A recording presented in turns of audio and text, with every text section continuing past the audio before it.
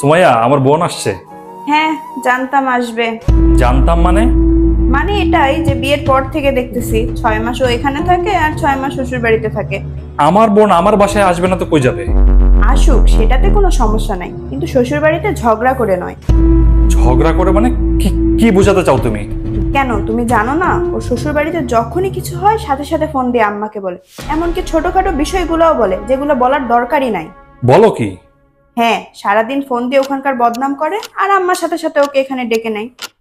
দেখো, ছোটখাটো কথা কাটাকাটি সব পরিবারে হয়, কিন্তু তার জন্য বারবার বাপের বাড়ি চলে আসা তো ঠিক না। এটা তো অনেক চিন্তার বিষয়। ও যদি এভাবে বারবার চলে আসে তাহলে শ্বশুর বাড়িতে অ্যাডজাস্ট করবে কিভাবে? হ্যাঁ, সেটাই। আমি বুঝতে পারছি এই সকল সমস্যার মূল হলো মোবাইল।